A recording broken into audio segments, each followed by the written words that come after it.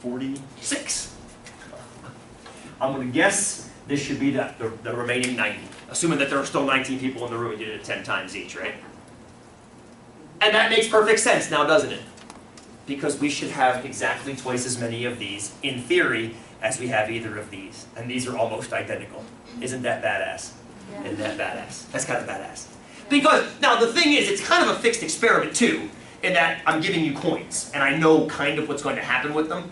But the fact that the data that we got is essentially matching the percentages that they're supposed to be is why data collection through empirical means is valuable. Because very often in the world, you're not going to know those probabilities, those pure theoretical probabilities, but you can observe them through data collection. That's kind of the beauty of it. Kind of makes sense? Tom, go! Do we care, I mean, we could flip, which is actually what I did, flip one coin and one coin, so I got some heads, tails, and some tails, heads. Oh, good, and that's indicated right here. Yeah. That's indicated right here. One of each is a little bit of a loaded term in that it doesn't, you lose where the head happens. And this is the idea of when you're figuring the chickens problem out too. I want to come back to the chickens after with more coins. But yeah, it does matter. You have to account for that. If you broke it down, check this out. You could actually make this be 4 outcomes, couldn't you? Both heads, both tails, heads then tails, tails then heads. What would the distribution of numbers look like then? 1/4. Wouldn't it be a 1/4 all the way down? Just for grins. Did anybody write down the order too, like heads, tails? Did everybody do that? Raise your hand. No, not everybody did. Okay, if you didn't do it, let's not do it though. If you didn't do it, that's totally fine.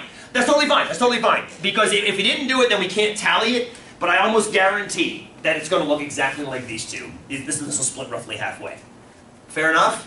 Yeah, and it's not that important as long as you account for it in the data collection. That's the important thing. All right. 3 coins. 3 coins, same thing. 10 trials. 10 trials, but you're flipping 3 coins each time. We're working our way towards my chicken flock, which is 4 coins.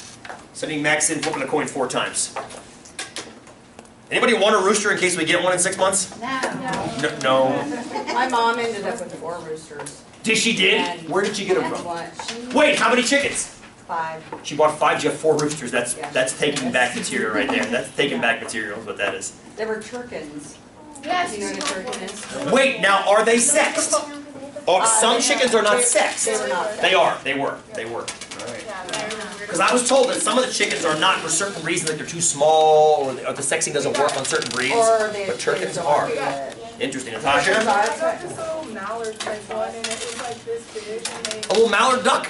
Oh, I keep waiting for the mallards to give me babies every year. I built a little duck house last year. we have a pond out back. We do. We have a 3,000-gallon pond. I built a little floating duck house.